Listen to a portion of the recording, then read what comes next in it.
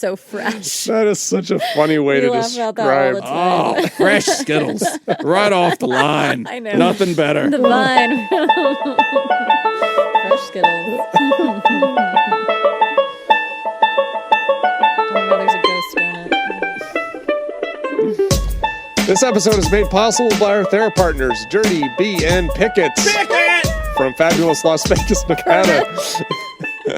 Real people, real problems, and real therapists. You can submit your questions anonymously at podtherapy.net or email us at podtherapyguys@gmail.com. And now, broadcasting from the churn, that's Whitney, that's Jacob, I'm Nick. It's time for some pod therapy. Where's Jim? I don't like getting introduced. I know, it makes you very uncomfortable. I don't like it at all. I like watching Jacob squirm. I know. being just That the is kinda nameless voice over on the side over there. Yeah. Jacob, your beard's getting pretty robust over there. I'm Oh, are you letting growing it out? I kind of started to by accident, and now I'm kind of enjoying it. It's Okay. Yeah, I have a nice fluffy different. beard. It is fluffy, yeah. One of the weenie dogs really likes it. She likes to, like, when I pick her up, she likes to stick her nose into it and sniff around in it. Yeah, Looking for crumbs. exactly. I believe knows that's where to exactly what she's doing. Yeah, I would say so too. SJ does not like doing that. She doesn't like to sniff for crumbs? No, Aw. no. I believe the SJ jury is still out on the beard, but it's not leaning in a good way. Yeah. Oh. Some people don't like it for Yeah. their partners. I'm like, I always have a beard, but it's usually like a close trimmed affair. yeah, that's true. It's always there, but it's just been tighter. Yeah. I've I'm gone, usually like a 1 or 2 on the trimmers when I'm keeping it trimmed Okay. down. I've gone without now for about 6 months. I've just, I don't know. Clean shaven. Yeah. Yeah. I get a lot of questions when Peter grows his out. People are like, oh, what do you because think about it? Peter goes pretty bushy. His is very thick and full when it grows, even though there's less on the top of the We're head. talking about his beard, you sick fucks. Maybe you were. There's not much on top. But yeah, people will ask me that. They're like, oh, what do you think? Or do you like it? Or whatever. And I'm just like, what? I'm so caught off guard by that question because I'm just no part of me would like direct him what to do with his facial. So you don't have any preference either way? No. SJ has an okay. answer to that All right. question. She's got an answer to that question ready to go. I guess, yeah, if there's something that bothers you, like, you know, or whatever, but they're different, but yeah. Different experience. Yeah. Either way. Laura doesn't like clean shaven. She doesn't like that look. Oh. Okay. She likes like a little rugged. stubble. Like where it's at right now is just like, this is like 2 or 3 days growth. Okay, You know, and that's kind of how I like it Laura too. likes her But men like- to look like they can handle a wood splitting axe. Yeah. Which I can. Yeah. Yeah, you can. Yeah, I can. There's not much sexier than a man cutting wood with an axe. I'm just saying. For me. I What about like a agree. band For me. saw? What if they're I don't know using what that is, just a different though. type of cutting implement? Is Yeah. it the wood I'd cutting have or to is it see the it. axe? I have to see. What about a lathe? How do you feel about Yeah. men working Still a don't lathe? know what that is. All right. Fine. What about a nice router? Like my Wi-Fi? Can we just rank all the tools? Like you just let us know sexiest to least sexiest Yeah. tools. I'll bet one of the least sexiest would be one of those old-fashioned drills, the hand drill. Oh, yeah, where it's yeah. the crank. I don't know though, because you got to You think you got to so? have some weight behind that. That's you true. got to have some like the arms going there. And I don't know. I bet the old hand crank drill is higher than you think. How do you feel about a Dremel? I might know it. I've heard of that one. What about a nice Dremel- planer tool? Sounds The familiar. Dremel it's a little handheld tool. It's just got the little bit at the end that spins. Okay. And so you can replace the bit with different things. Okay. So like you can get like one where you can like carve wood, and you can get another Yeah. one where you can like sand little things and little stuff like that. The motion I'm seeing is I- not giving sexy. No. There's Oh, not yeah, much it's sexy about a no. Dremel. No, that's All right, answered then. Yeah. There. All right, so top 3 sexiest tools, Whitney, go. Nick, this question's coming to you next, so get okay. ready. All right, I'm ready. I don't know. I guess I'll stick with my axe answer for number one. Okay, I mean, that's a solid one. right. Hammer. Also, we got and a 2 swinging nail. tools so Yeah, far. I guess I have a vibe. I see a think pattern. I'm kind of. I'm picking up on your type. Climbing a ladder. No, I'm just kidding. What? Can you be more specific with the A type ladder. of hammer? like I'm not a gonna say. like a big old swinging hammer, or like a ball peen. Oh my gosh, I feel embarrassed. Okay, I'm not going to say the other one I was going to say. Let me think. What would be a third one? I don't know. I don't know. You have all manner of ratchet tools. I know. Which is what Whitney used to be called in high school. Okay, was if a you ratchet know how tool. to use the ratchet straps, then that is sexy. Oh, ratchet strap. Those look confusing as fuck to me, and I could never figure them out. And even Peter struggles. Sorry, babe. But yes, if you can use that, I'll be like. Yeah. If you have a truck, you get better at using ratchet straps quickly. Yeah, it's necessary. That's yeah, fair. I had because I bet I have 6 ratchet straps in my truck right now. Well, show me later how to use them. Yeah. We'll do a ratchet lesson. Ooh, it's getting hot. I mean, what? Ratchet lesson was the name of the parties that Whitney used to throw in high school. All right, I'm gonna look away. Nick, describe to me what he's doing when we get out there. Okay, axe. I agree with you. Okay. Chainsaw's up there. Oh, chainsaw. I like that answer. Chainsaw's I'm too nervous. definitely Someone's up there. gonna like a limb cut off with that thing. Oh, I don't know. Okay, go on. No, then. but I I'll think take it. how you use it. Okay, ice sculptures, no, lower. Ice sculpting. Okay. Yeah. Also, I think- used to own the least sexiest chainsaw, which was only the blade on it was only 10 inches long. Yeah. It was like this little bitty chainsaw, so it looked so silly, like using it as a chain. It was made to be mounted on the end of a pole. Oh yes, To cut tree branches and that kind of thing off. But you could take just the chainsaw part off and use it as just a little handheld chainsaw. And it was like baby's first chainsaw is what it looked like. That is hilarious. It was so funny. Kids love it. Yeah. So what I'm getting from this, as far as like tool sexiness, is that size does matter. Oh, I think so. I think so too. I think a tool sexiness size matters. Yeah, because like at least for us, I mean, that's our taste. No, Not a yeah, drill. I mean, I think drill. sledgehammer compared to little hammer. That's right. That's what I was getting at with the ball peen. Yeah. You get the ball peen versus like the big 2-hand sledge. Yeah. Like I've got a small sledgehammer. I've got a little 5-pound sledgehammer that's made for like 1-hand use, but then I've got a big 2-hand sledgehammer that I literally bought to bust up a slab of concrete. I mean, so like it was just me out like in the backyard, no shirt on, and just like flinging this thing. Yeah. Well, axe. Nick's getting way too hot over here. Okay? Axe, very sexy. Jim, I'm sorry, we're gonna have to get you a new chair before next week, buddy. Yeah. Whitney has made a mess of Fine, this I'll one. move. Fine. Axe, sexy. Hatchet, not. Exactly. Not, Right? yeah. I think this is a thing.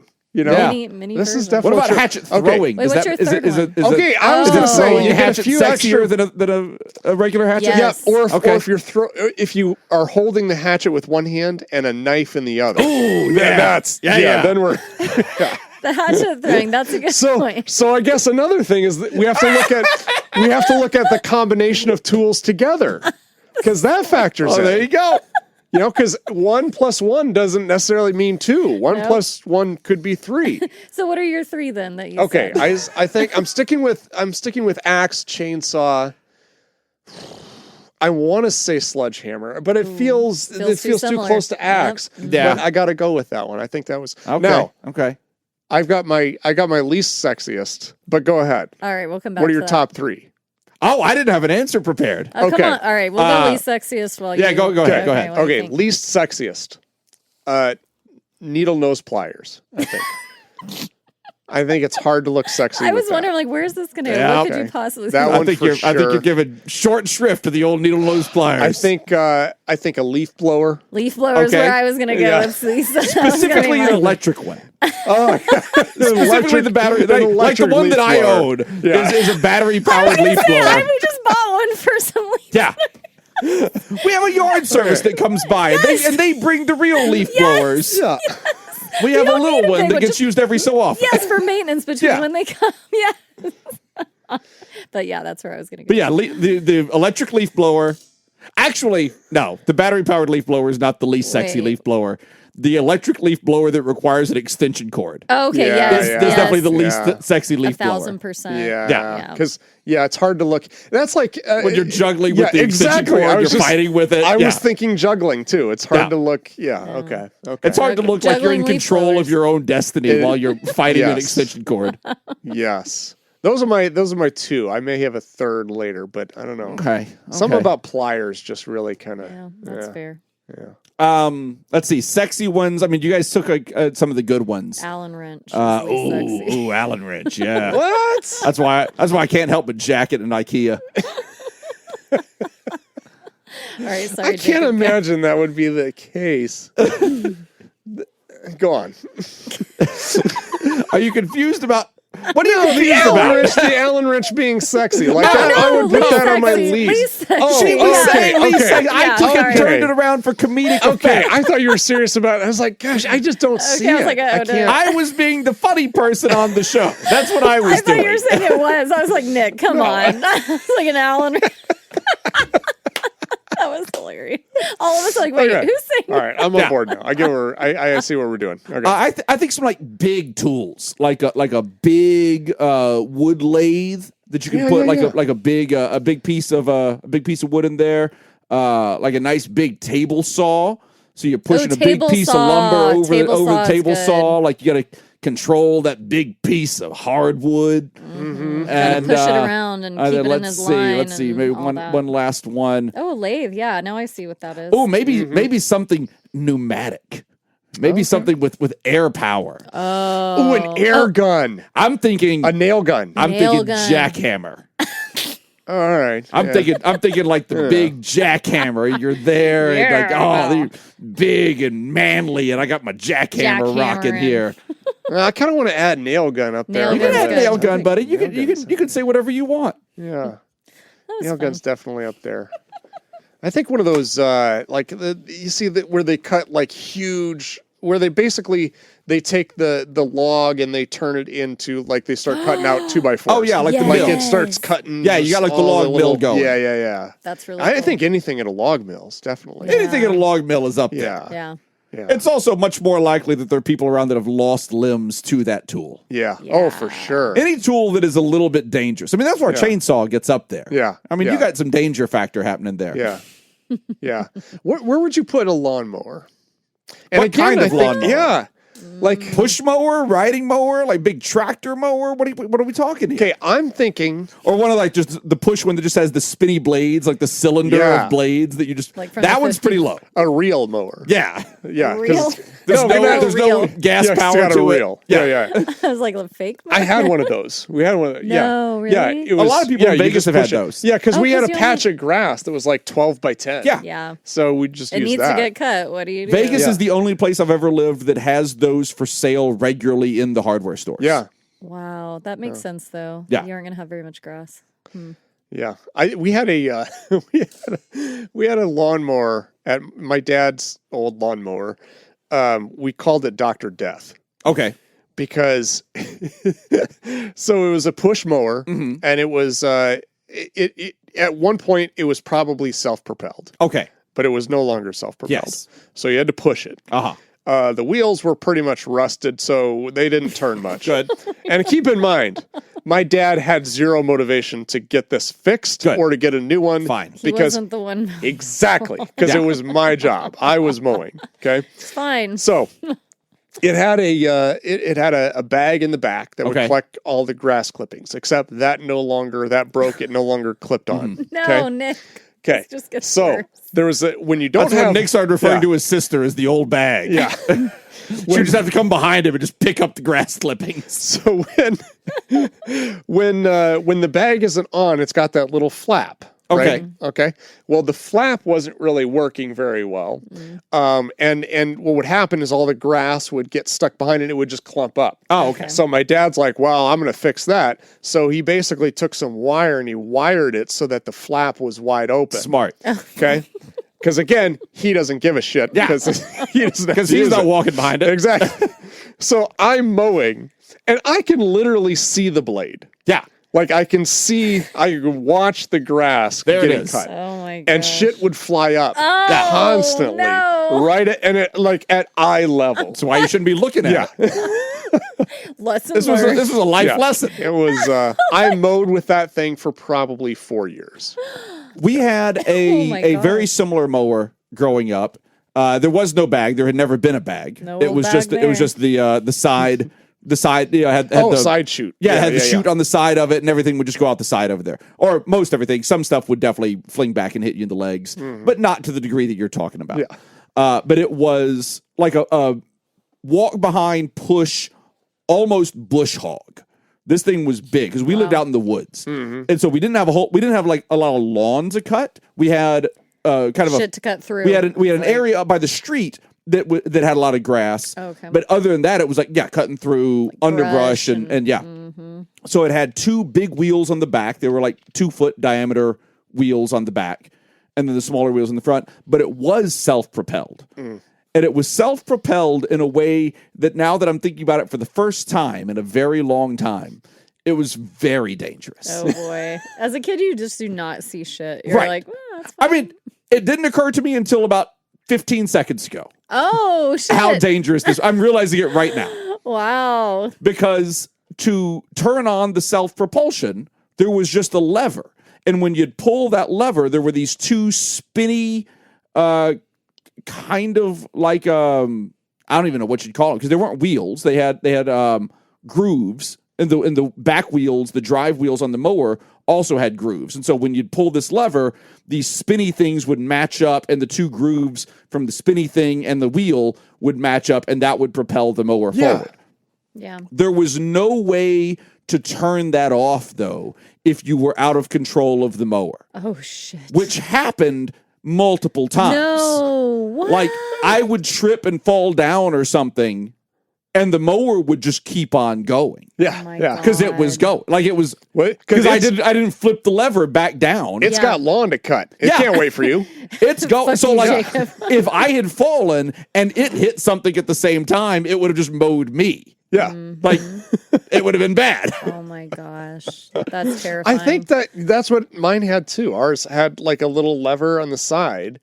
Okay. And you ours would was a just put big this metal lever right in the front middle. Ours may have been, but it broke off. So there's only a little piece left. Yeah. Oh, and ours was also, I have no idea what color it was when it was new, because the entire body of the mower was rusted. That is true Louisiana. Yeah. Right? Oh, yeah. The only things that weren't rust colored on this thing, including the motor, were the tires. I just had a whole new picture of what you were describing now that you said that. Wow. Big old rust bucket of a machine. Rust bucket and death. What'd you call it? Death Star? Death Chart? Dr. Death. Dr. Death. And like the first mow of the year, I'd have to spray like an alcohol or something like that into the motor to get the motor to turn over. Oh my gosh. Yeah. It was a whole thing. Oh my god. I figured out if I just sprayed a fuck ton of it in there, it would just light up. So it would like make a small fire in the lawnmower motor, and but it would get it to start up, and it would just burn off after a minute or 2. Oh my god. Wow. Yeah. And we're just fine. We No survived. problems at all. So if any of you listeners ever wonder what the Patreon part of the episodes are like, this is pretty much similar. it. That's we talk about stuff like that. Hey, I do have a quick announcement. Yes. Fantasy football is back. So settle down. Whitney. Didn't you win last time, Whitney? Yeah. What the? Yeah, and I still had to pay for sushi in March. So fuck you guys. Different thing. I know. Yeah. Jim didn't do the thing. Maybe you just need to. I need to call in my. What was it for winning? Jim had to I don't know, put something on his car or something. I thought. Oh, what do you bumper get sticker? if you win fantasy football? I think you get to punch Jim in the mouth. I think He's so. not here He better tonight, so I think need to we. cash that in. Well, we need to decide tonight, and since tonight's the night he's not here, that's not our problem. Exactly. Right. All right, go on. Sorry. So fantasy football is coming up. So this is I'm not gonna take a whole lot of time. Just a quick announcement. Fantasy football is back for Patreons.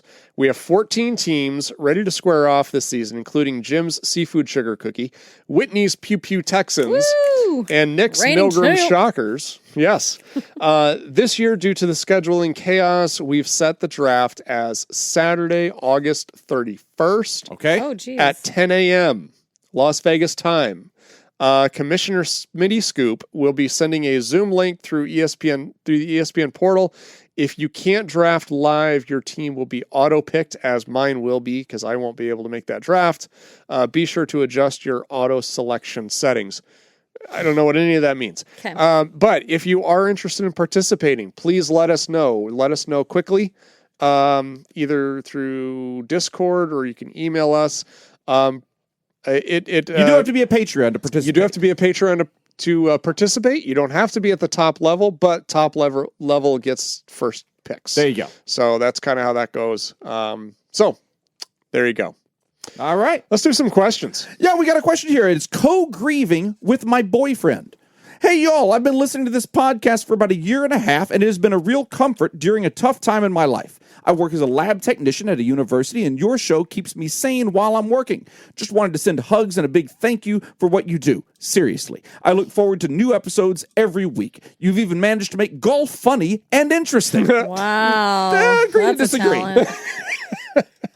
A bit about me. I'm a 23-year-old biology undergrad at UT Austin, graduating this fall. My boyfriend, also a UT student, and I have both had a very difficult year. I'm a big advocate for therapies, having started in 2018 after a traumatic car accident and losing my grandfather to suicide. I'm now in grief therapy as we both navigate significant losses. My boyfriend lost his dad suddenly in May 2023, and I lost my brother Aaron to an overdose in December of 23. Wow. My question for y'all is, how do we co-grieve? We've been empathetic towards each other, but sometimes our losses feel too different, and it leads to frustration or comparison.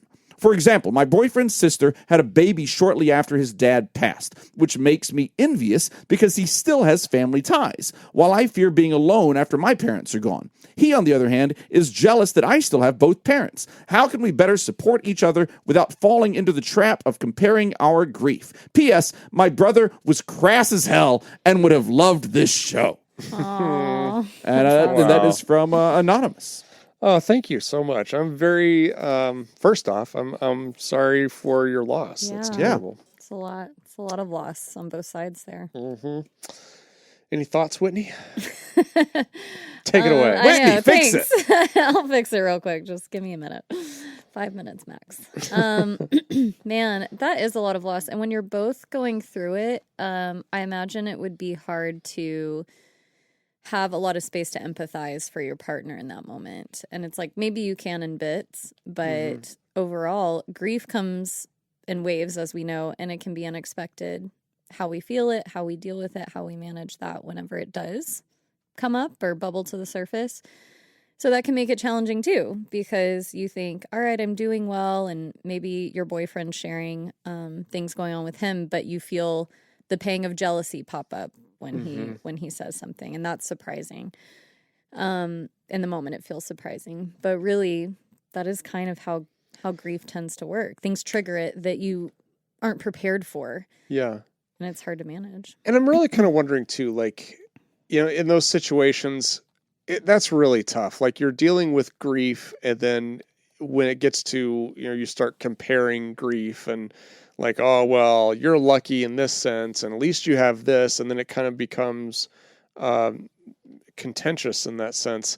I'm wondering if part of that is just like kind of your brain's way of trying to sort out an emotion that it doesn't, like, there's no good way to deal with it.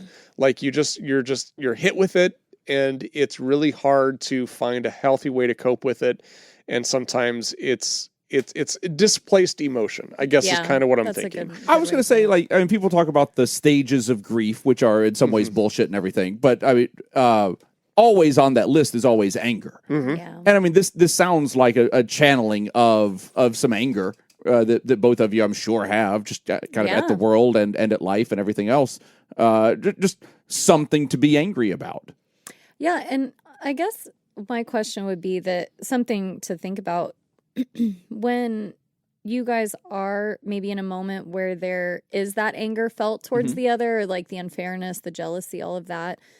Is there space enough for y'all to just be that way and then let it go? Or is that like simmering? You know what I mean? Because some relationships, you can just people be like, get angry different ways. Yeah, like, and you're short with your partner and all that. And they're like, whoa. And you're like, I'm jealous right now because of something you said. And it's like, but, you know, I'll be okay. I just have to go over here. And your partner can be like, okay, great. And then it's 10 not minutes personal. later, everything's okay. And everything's okay. But is this something that when there is those reactions, or where there are those reactions between each of you, does it sit and simmer, or are you able to kind of get through it?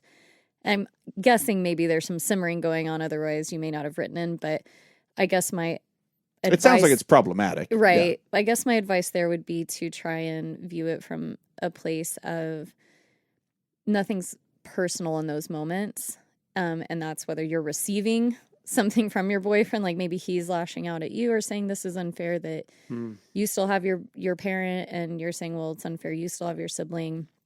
But when you feel that coming to the surface or on the receiving end of it, maybe just trying to take a step back and see it a little more neutrally, rather than he's really upset with me for having a living parent or whatnot. But it's not personal. Yeah, I was kind of thinking the same thing too, in the sense that like the best case scenario, I think, is if you're both understanding the situation and you're kind of like on the same page and understanding that like, okay, you know, she said this to me.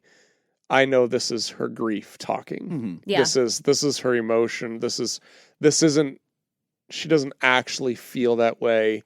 This is just how it's displaced emotion that is kind of being directed at me. So I definitely get that in that sense. And I think if you are working together and you have that open communication and you can kind of understand that like, hey, you know, I don't really mean all of this. This is just, I'm struggling, and sometimes this needs to come out, and you're here and it's going to land on you, unfortunately. And you both kind of understand that. I think that would be ideal. Now, the challenging part to that, I think, is if I lost my sibling, even if my partner is saying something that I recognize is like, oh, they're just unloading some grief, that doesn't mean it doesn't still hurt. Absolutely. You know, and Absolutely. I think I think that's going to be the challenging piece, is you finding some way of both of you finding some way of dealing with that hurt that is going to happen. And it's really hard to just kind of excuse sometimes as like, well, that's just what they're going through. I think you can definitely mitigate this or minimize it a little bit with just understanding that hurt people. And so there's going to be things that are going to be said that are going to be hurtful. And it's really In case tough. you're wondering, Nick just now came up with that phrase. Yes, I did. I've never heard Nick it just before. invented that That's phrase. incredible. Yeah, thank you. Yeah, Thank feel you. free to use it, but pay Nick when you do. Please. It's the right thing to do. Yeah. Do the right thing, Ryder. Well, even making sure you're in check with your own emotions, because grief can feel so overwhelming. And I think it's kind of too generalizing to say, oh, this is grief. Like, are you feeling hurt? Are you feeling jealous? Are you feeling like, right? What are the more specific emotions? I mean, the jealousy one. So my grandparents, my last living grandparent died when I was 15. The first grandparent that I had that died, he died shortly before I was born. Never knew him. And then the other three died while I was, still a child. And two things happen when adults tell me about their grandparents now. One is surprise that an adult has grandparents. Totally. It takes me by surprise every Yours are single alive? time. Yeah. And I mean, like, somebody in their mid-20s, somebody that makes perfect sense for them to have living grandparents. Isn't your grandma still alive? My grandma's still. I mean, plenty of people my age Nick's have old. living grandparents. Yeah. Jesus. I'm kidding. Nick's way older than 25. Settle down. But the two things that happen every time I hear about somebody's living grandparents are surprise and instant jealousy. Because the grandparents I had, the three that I knew, I loved very much. I was very close with all three of them, and thinking about the times I could have had with them if I had another 30 years on the planet with them. It's a whole different thing. Yeah. And so I mean, I don't think it is unnatural or uncommon. I don't guess I should say it's not uncommon.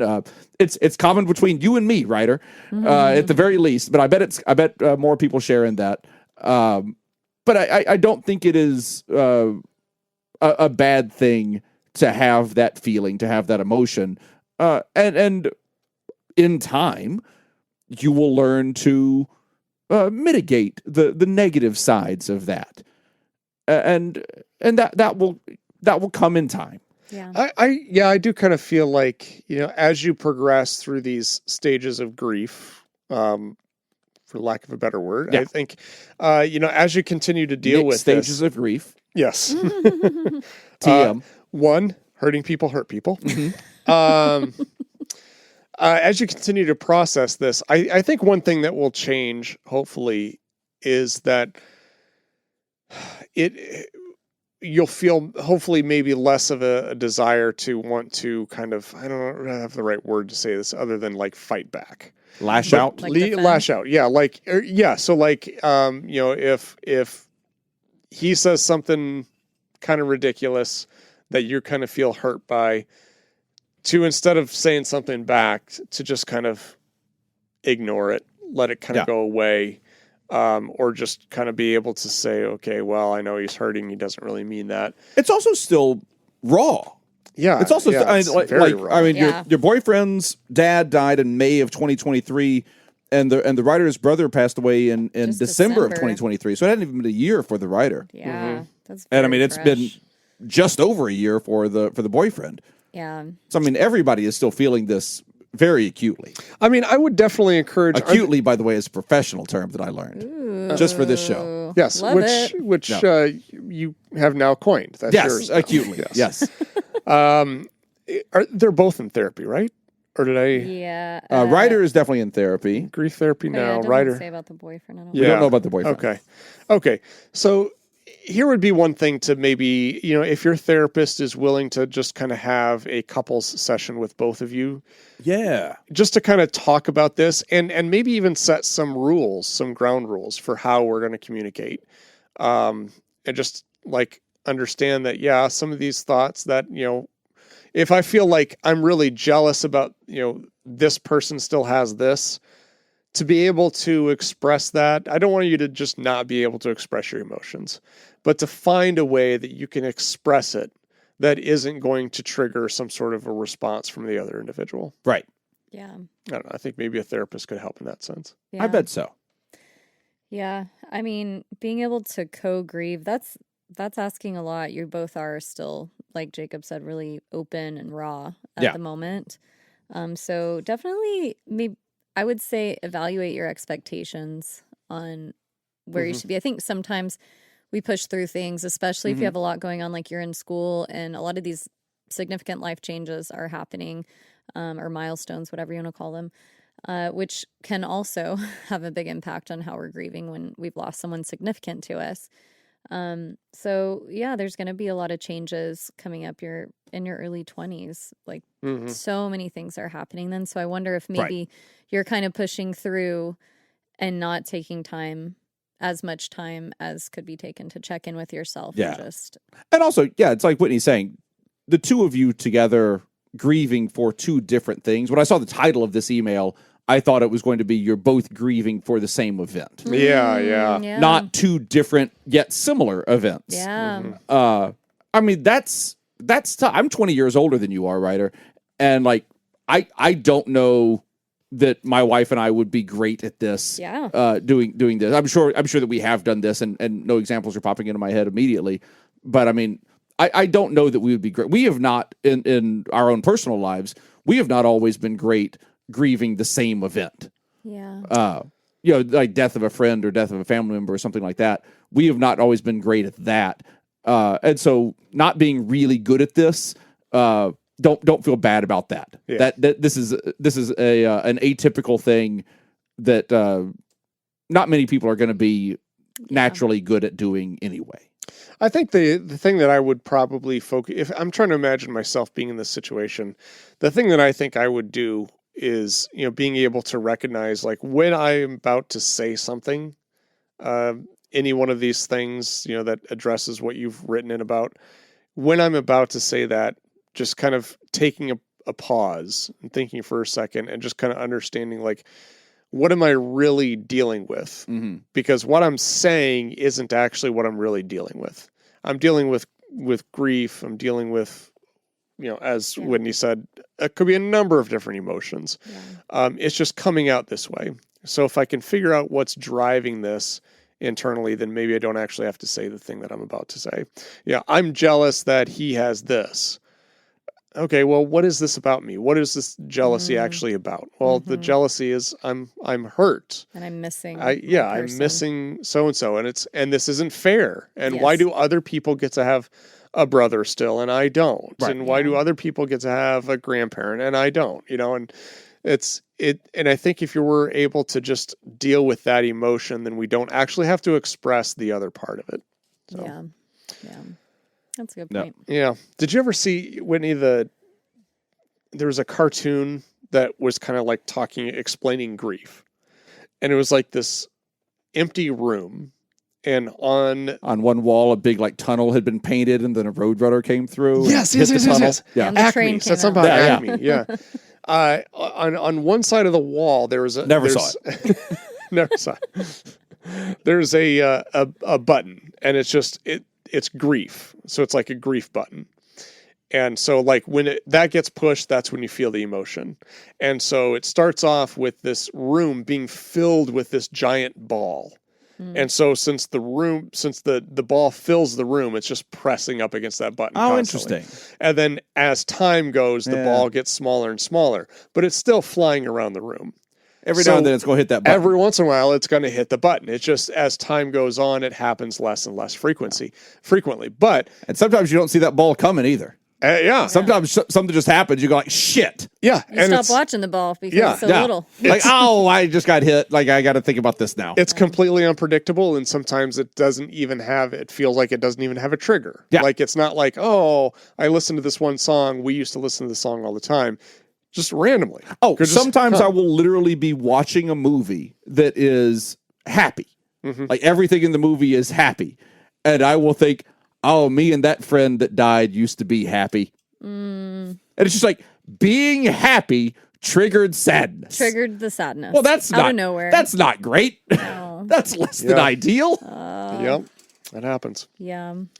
Well, thank you for writing in, writer. Hopefully that helped a little bit. Good luck. I think hopefully your therapist can take on you and your boyfriend a little bit. And maybe do a little bit of co-counseling sessions there. Mm-hmm. I think that'd be really nice. Yeah. We're going to take a quick little break here, and when we get back, we are going to talk about finding those elbow pads on a tweed jacket very sexy. You're listening to Pod Therapy. How did you know? Today's episode is brought to you by Robert Brownie Jr., Men's, Kayla Lansbury, Kevin Chamberlain, Ben Stanley, Adam Hathaway, Dan Martin, Lib, Heyo, and Andrew Langmead. And if you would like to sponsor the show, become a therapy producer at patreon.com/therapy. Okay. I like for my teases for the next question. When I do the teases, I like for them to be little riddles. I like that. Riddle me this. Little riddles. A little Easter egg. A little riddle. How many events are there in the decathlon? Oh, didn't we just have Isn't Anna on? That's what she does, right? No. Isn't it 10? Biathlon. You don't listen. I don't. Yeah. Like biathlon. That's right. Yes. My bad. Sorry. Is it Yes, 10? because we champion biathletes. Yes. That exactly. was our stance on that. That's right. I want to say 10 too, because that would make sense. Yeah. I don't have a great other answer than that. Okay. Other than I'm just assuming 10. I'm going to say 10 as well. Same. Hey, 10 events. Woo! Hey! We are good. We use that thing. That So we it's talked about 1 earlier. to 1 to 0. Okay. Wait, who? Whitney guessed 2. Oh, she did. I hate y'all so much. Okay, I thought that question was going to be too easy. Follow up. What are the events? Shit. Running. Do we have to name all Do of we have them? options? Or any You know of them? what? Okay. All right. This one's Whitney versus Jacob. Okay. Okay. Who wants to go first? We go until we get one wrong. Swimming! Okay, Jacob's going to go first. Yeah. Was that on there? Or are you looking it up? It's not. No. So I have to go. Swimming in a decathlon, isn't Okay. there? No. Doesn't don't look know. like it. That's I thought the there problem. was. I thought there was. Nope. Okay, so you got to come up with one for the win. Oh my God. Buffalo skinning. I know. I mean, now I feel like I'm Log wrong because I rolling. would have guessed like it's swimming, running, whatever. So I was like Right. running, but now I don't think it's going to be like shooting and shit. I don't know. Running, because that's what I was going to say. Okay.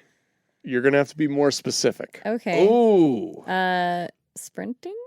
Is that what you mean by specific? I think he means like a type of event. I'm going to give you that. an event. No, I'm going Okay. to give you that one. Like 100-meter dash or something like that. Okay. So it's 100 meters and in parentheses sprint. Oh, there you Oh. go. So that's okay. so I'll give you that one. Okay. Thank you. Jacob, for funsies, You want to come back? Oh, You have 9 more options. let's see. Dance More fighting running. probably isn't on there. Dance fight. Oh, is it like all track and field stuff? Is it going to be like... Oh, yeah, It is. like javelin. It You're is. welcome. Javelin throw. Oh, Okay.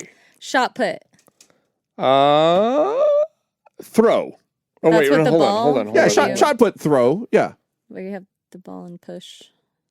No, I'm sorry. Oh. Oh, no, Oh. there it is. It is in is? there. Okay. Okay. Yep, I missed it. What about hammer throw?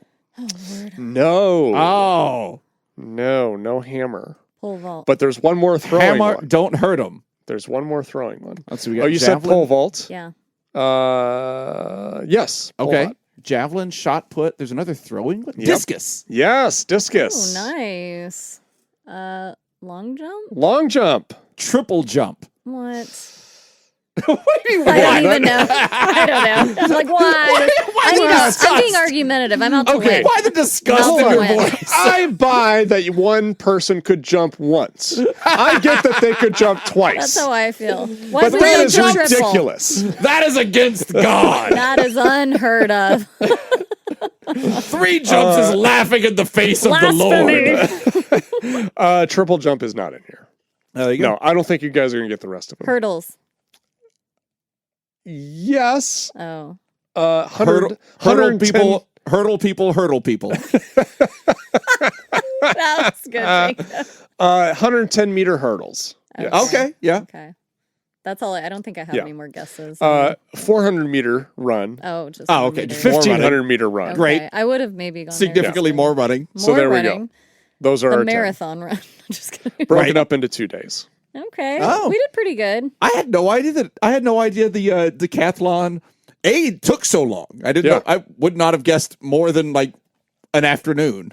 Yeah, I thought they just do it like How many until they're days did done. it say? Yeah. Like they go from one thing to, but no, it's like a combination, I think, of all the Yeah. events. I How guess long so. did it? 2 days. 2 days. A couple Okay. days. Yeah. Yep. All right, last one. How many times has the U.S. hosted the Summer Olympics? Well, I can think of 2 off the top of my I was head. gonna say 2 is all I got. Summer, I don't know way back when if we hosted it like forever ago. right? So the 2 that Whitney and I think are both thinking of is Atlanta Atlanta. and L.A. Yes, Atlanta and LA. Yeah. Yep. Mm-hmm. Know the years on those? Atlanta Oh, was 96. 96. Yep, 96. L.A. would have been 80. Shit, was it 86? 84 or something. Am I 84. 84? 84, okay. Oh, right, because 4 years. Yeah, I was like, I knew you'd catch that. Yeah. yeah. Is so I'm guessing it's more than 2. If I don't know if it is. but I wouldn't know the other one. I mean, summer. It's got to be like northeast somewhere, I bet. Or I something. can think of Winter Olympic host things. I can't think Right, of, Salt I'm not Lake. thinking of any other Summer Olympic. Oh, yeah, Salt Lake, that was one. Mm-hmm. 3. Well, I'll say 4 for Great. funsies. 4. It's 4. Yay! Yeah, the I other don't know 2 where, were 1904 and 1932. Oh my! Oh, I do gosh. not remember those. Oh, Yeah, we how were could not you? alive. Oh, where Turns was out. I don't have that grandma was. information. Oh. No. All right. Back to some I do questions. not have. Let's see.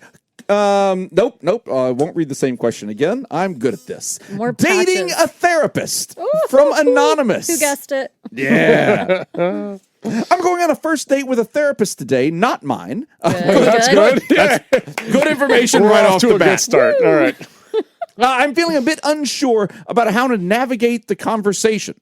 On one hand, I want to be myself and have a genuine conversation, but on the other, I'm aware that certain topics might be off limits or uncomfortable for someone in her profession. I definitely don't want to come across as someone who doesn't understand the boundaries or sensitivities that might come along with dating a therapist. It's important to me that I avoid any pitfalls that could make her uncomfortable, especially since this is our first time meeting in a more personal setting. One thing I am particularly concerned about is how much to ask her about her job. I know people often find themselves curious about what it's like to be a therapist, but I also don't want her to feel like she is being interviewed or that I am prying too much into her professional life. At the same time, I want to show genuine interest in her as a person, and her career is likely a big part of who she is. Is it okay to ask about her experiences or challenges in the field, or should I steer clear of the topic altogether? How can I strike the right balance between being interested and respectful? I'm also wondering if there are specific things I should avoid saying or doing during the date. Are there any common mistakes that people make when dating someone in a profession like hers that I should be aware of? Should I be mindful of certain conversational topics or behaviors that could be seen as red flags? I'd really appreciate any advice on how to approach this date thoughtfully, ensuring that we both feel comfortable and have a good time. And that is from Laura, anonymous. This is a anonymous. good one. I was wondering. I'm Yeah. like, Nick is gonna have maybe. I have thoughts, but I want to hear Nick's insight first. Okay. All right. So here's my initial thought. Here, It's been so long. I wouldn't overthink this, because my first thought was anything That's my initial thought as well. if there's You'll always have such different thoughts. I love that. Go on. anything that is going to be a red flag or kind of out of bounds or inappropriate or just be awkward in a date with a therapist is going to be all of those things with any other person as well. So this is just general dating advice. Yeah, this is just like I mean, You're if already you screwed, writer. Sorry. like on a first date. So when did you lose your virginity? Yeah. It's inappropriate with a therapist. It's Unless they're also a sex probably inappropriate therapist. with everybody, right? So I think I don't You ever think kill a man? You want to? No, I don't think I wouldn't say that therapists. You got any Dutch in you? You want some? I don't. In that scenario, the writer is Dutch, by the way. I don't know if that was clear. Oh, all right. Yeah. Oh, now Okay. it makes way more sense. Yeah. I wouldn't say therapists are all that different from the average person. I wouldn't say that there's any particular hot topics. Hard disagree. Anything that you would necessarily need to steer clear of. I've got thoughts on the rest of this, but Oh, what do you mean the rest of it? So I don't jump in there yet. no, go ahead. Do whatever. I was just kind of thinking, like, are there? Well, I'll just jump right into it. I'll keep going. Yeah. Do you ask? Are there things that you can't ask about, or things that you don't want to dive too deep into? My thought on this again is that the therapist isn't all that special or different than any other job. Like when I was dating, I intentionally tried not to ask people about their jobs. Okay. Yes, I yeah. like this advice. Go Okay. on. Yeah. This is kind of where I was going to Because Get to know them outside of the job? get Is to- that what you're I want to thinking? know more about the person, because like, here's the thing, like she's been on other dates and she probably gets asked these questions. Maybe she was a nun before Yeah. today. She's probably gotten asked all of these questions about what's it like to be a therapist, and do you like your clients, or do you ever work with people you don't like, or What's the craziest what's the thing craziest thing you've ever like she's been asked all of those questions ad nauseum. I think my advice. Also, you're going to get a better answer on what's the craziest thing after like 4 dates. Yeah. Yeah, you're not going to get a good answer on the first date anyway. Yeah.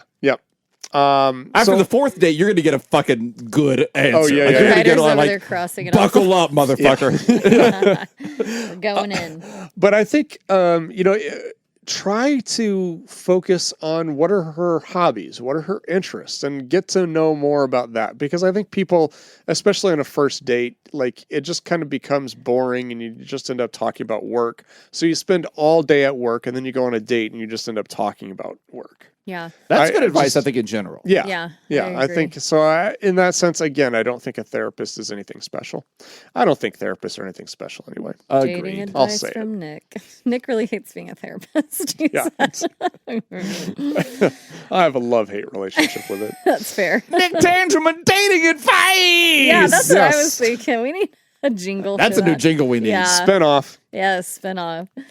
That could be your Patreon bonus episodes from now on. Yeah, it should Just be. dating advice. Yeah. Oh, I love it. Ask Dr. Nick. Yeah. Oh, the Simpsons Dr. will sue Love. you. I would love to, yeah, and then have it like a call-in show, like a Lifeline, like a Yes. midnight type thing where I'm just sitting with my cup of coffee and just calling in. Yes, that's so great. Well, maybe back it off a little bit. Maybe we go every 2 weeks before we talk or go on a next date. Give her some space and let's see how this plays out. All right, thanks for calling in. Next caller, Please. Yeah, you can take her to a cigar bar and ask her what the cigars mean to her. Yeah.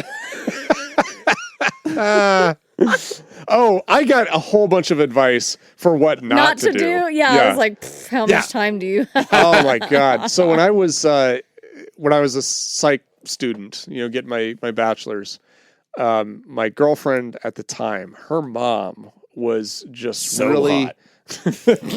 In addition to it, just really fixated on the idea of me getting a degree in psychology. Okay. And she would constantly be asking this, like, oh, you're probably analyzing me. Oh, you're probably analyzing my thoughts. Don't You're say analyzing that, what I'm thinking. Don't say that. Don't. I got so tired of that. I remember I was talking to That's good advice. That's really good advice. Yeah. I was talking to one of my professors, and I was telling him about this, and he's like, oh, well, you know what you say to her next time? I was like, all right, what? He's like, tell her next time she says that, say, well, actually in psychology, we're not really interested in your thoughts. We're more interested in manipulating your behaviors. And then just stare her dead in the eyes. Yeah. And then he's like, she'll never say that again. I did it, and she never did say it again. It actually worked. Because that's just a creepy thing to say, Nick. Yeah. Well, she was being creepy first. Yes. It's not because that's super clever. It's just creepy. It was cleverly creepy. Depends on the eye contact. Yeah. How much? Yeah. I also had a long, 8-inch knife that I was picking my teeth with at the time when I said it. Yeah. Yeah. Back then, I had a long 8-inch knife. While I looked her dead in her eyes. Yeah. Oh my gosh, how much to ask about the job. Yeah, because you had mentioned, Ryder, that you said, I don't want her to feel like she's being interviewed or you're prying too much, but you want to show genuine interest in her as a person, and her career is likely a big part of who she is. That is true. So I feel like you are right, Ryder, and that's what makes it tricky, because as a therapist, it kind of is who you are in a lot of ways. It's not like, going on a date and someone's like, I work at a lumber mill or the factory down the road or whatever, the Amazon center, distribution center. Distribution. Sorry, there we go. Are you multilingual? You're welcome. Parfait. Is that the breakfast? Parfait. Yeah, oh. perfect. Oh, okay. I was like, is that the breakfast? Parfait. But it's not in that sense, we think don't ask people about their jobs, in my opinion, because that's what they're doing. And it's like, who cares? But as a therapist, it kind of tends to say a lot about who you are as a person. What about this? Yeah. What if you're on a date and your date, instead of asking you about, oh, what's your job? What is that like?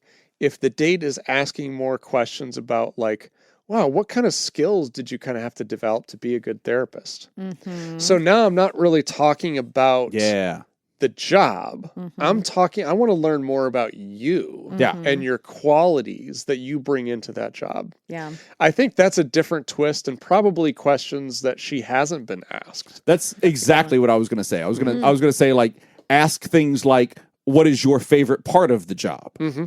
Ask her things about her, you're getting to know someone. You can ask things about the job, but ask it through the lens of the person you're getting to know. Oh my God, I just remembered this. This happened to me. Oh yeah? So I was on a date once and it was not going well. She just wasn't really interested. It was just, and here we are. Here we are. It was on Wednesday. You manipulated her behaviors. Yeah, exactly. Sorry. So I was on this date and she just didn't really seem like she was very interested. And I was kind of interested in her, but I wasn't reciprocal. And then she found out what I do for work. And then all of a sudden she's started asking me all these questions. but more like questions like, oh, what's that like? And what's the pay like? And are you hiring? And like, and it really honestly kind of turned into like this job interview type thing. Are you hiring? And then I was like, I was really turned off. Do you have a receptionist? Do you need one? Yeah. It was very like, and then at that point I was just kind of like, all right, this is dumb. Yeah. I'm done. That's really uncomfortable. Yeah. Ugh.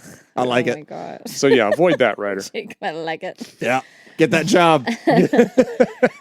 Yeah, I think asking too much about her job could be seen as a little bit of prying. Also, my opinion personally, once I dove into private practice like full time and was doing that all week, full time hours, I was a little bit more exhausted with, my social group. So before, when I'd always be that person who's like, yeah, come to me and we can talk about stuff. And I'm not therapizing them, but it's like the good listener or whatever else. I found like a shorter fuse for those situations. So it's like, I need that recovery time now. And so I'm imagining if this person you're going on a date with is a therapist full time at the moment, they are not going to want to like rehash they're kind of left stuff in session. Yep. And they can't talk about it anyway, even the good juicy stuff. Like, right. So it gets complicated when people ask. It's not like they have a podcast. Yeah. That's where I let it all out. But I think kind of it just goes back to what you both touched on. Like, can I ask about skills surrounding that? Yeah. Sure. Or, I mean, I don't know. What are your thoughts about like what made you interested in therapy? Yes. Like, because I feel like we all kind of have an origin story a little bit. I don't know. Most therapists do. Like, you must have gone to school for a few years to do this. What got you interested in this in the first place? Kind of put you on this path. Interesting school stories. Yeah. Because I like that because, again, that goes back to I'm interested in you. Yeah. Yeah. Not like I'm interested in your job. Because at the end of the day, how many of us really give that big of a shit about other people's professions anyway? Yeah. Well, I do think that we're just trying to find out about that person anyway, and oftentimes we're not very good at distinguishing those two. Yeah. It sounds like the writer might be a little nervous that they are going to be like evaluated. Like I hear nervousness in this. If they show up in a full tweed jacket with the elbow pads and a pipe and like the whole deal, you have my full permission to laugh directly at them for just being too on the nose. Yeah. Yeah. You don't see many women smoking pipes. Not anymore. Yeah. Not since the good old days. I did though. Last time I went to a cigar bar, there was a woman in there and she was smoking a pipe, and I was like, wow, like I'm genuinely impressed. I saw a big, like a big fucking Gandalf pipe for sale the other day. That is and awesome. I almost bought it just to have it. You should. Wow. I don't know the last time I smoked a pipe at all. You need that I've never. Yeah. I've never. But I was like, this was like a thing where if I were holding the pipe while smoking it, my hand would be 18 inches away from my mouth. Like it was big, it was curved. It was great. Okay. You need, I could see you with a corncob pipe. Oh, I've smoked a corncob pipe before. Have you? Yeah. I've smoked like a real corncob pipe before. Where somebody took a corncob and hollowed it out and jammed a hollow stick into it. Oh my gosh. Wow. Awesome. And what were we talking about? Oh, definitely don't. One of my big don'ts. Don't lay your own shit out there onto her. Don't think it's a therapy session. Yes. I feel like it could be easy to fall into that because therapists can be good listeners and ask questions, but keep it short. Be very aware, especially if this is like a first or second like real date. Sounds like a first date. Yeah. It kind of does. They said like first time getting to know them in like a personal circumstance and everything. Yeah, maybe they've been messaging for a while and they're going to meet up. Like, please do not just be like, oh yeah, I see that happen a lot with people I meet right away. Not too many dates, not for dates, but not as many as the good old days. It's been a while. But yeah, just people you meet. I mean, that literally happened on a phone call today I had with somebody I'd never talked to before, but when they found out I was a therapist, it's like I used to get that all the time when golfing. Oh my gosh. Because I would get paired up with people, like tourists from out of town. And and they're like, what do you do? And then I tell them, and then so I would stop. I would make something up. I'd tell people I'm an accountant. Yeah. Because no one has follow-up questions. Follow-up questions. Yeah, but like I agree. I agree 100% with that. Anything that you do that makes her feel like she's at work is not going to be a good date. And for that reason, you should not be worried. Yeah. Because she doesn't want to work. No. She's going on a date. Yeah, that's the thing that I think a lot of people have this misconception about therapists is that like they're always analyzing other people. Like, no, like that's digging into someone's thoughts and understanding their deep rooted issues is the last thing I want to do if I'm not working. No. Like, I just want to have a normal human conversation. At the very most surface level of that, what might happen is the therapist might pick up on things that maybe other people wouldn't, but I think that's okay. Yeah, that's just a skill that you have from the years of doing it, and they're going to know what they want or don't want, and that just is what it is. There's just no changing that. It's just being insightful. Yeah. When she orders your dinner for you and she knows exactly what you're going to order, don't be freaked out by that. No. That's just a natural skill that she has. She's honed in on it real good. Yeah, just how'd she even know I wanted the bone marrow? Oh, that's a weird thing for her to just know. The bone marrow, that makes me feel like maybe there's some issues with your mother. Sometimes the bone marrow's just bone marrow. So yeah, hopefully. That's a good question though. Like, what to do dating a therapist? Ooh. Yeah, I would say compare it to what you would do if you were dating an accountant. Just don't ask too much about the job. Just get to know the person. Don't think too much about it. That's my advice. Yeah. Agreed. We're going to take another break, and when we come back, we are going to discuss how to stop my boyfriend from having more fun than I am. You're listening to Pod Therapy. Oh, this is going to be a hard one to guess. Today's episode is brought to you by Robert Brownie Jr., Men's Kayla Lansbury, Kevin Chamberlain, Ben Stanley, Adam Hathaway, Dan Martin, Lib Heyo, and Andrew Langmead. Would you like to sponsor the show? Become a therapy producer at patreon.com/therapy. See, I had my little Easter egg thing going, and now I've said it out loud, and now you're going to start listening for it. I know. Now, now you're going to pay attention. Yeah. Jinx. Okay. How many new sports were introduced in the Tokyo 2020 Olympics? Well, we discovered last week that I couldn't distinguish Tokyo from Paris. How many new ones? None. Closest without going over. Oh. 1. Yeah, I'm sticking with none. 4. Yeah!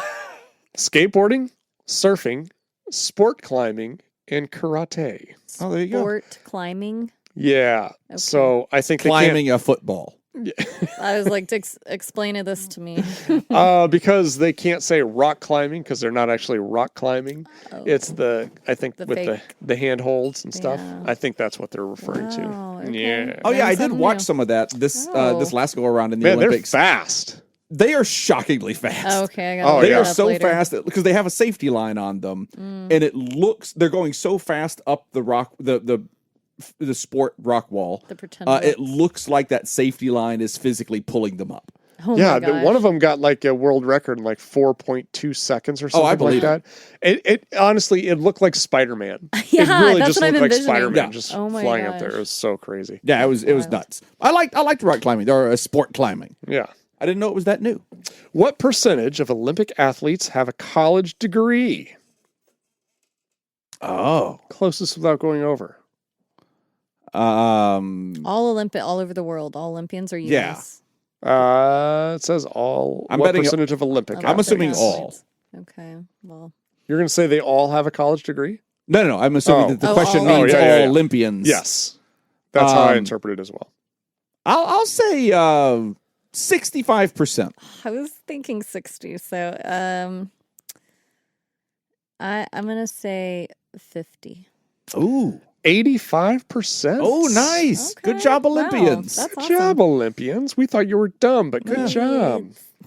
We didn't think that. No. What percentage of athletes who train for the Olympics actually make it to the games? Ooh.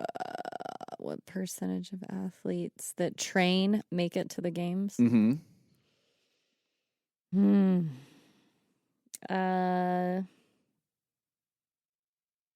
75%.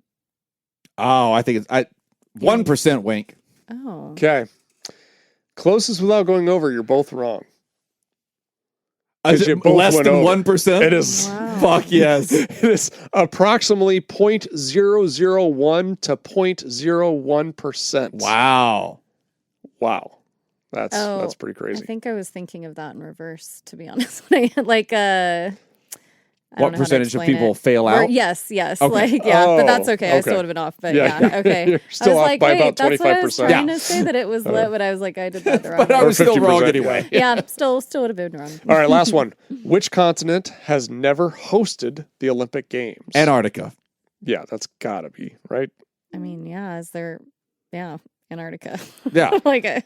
Okay, let's assume Antarctica's not one, because that's not the right answer. Oh. Okay. So I think that obviously it's So we're just saying Antarctica is taken we're not for even granted. we're not even going to count Antarctica.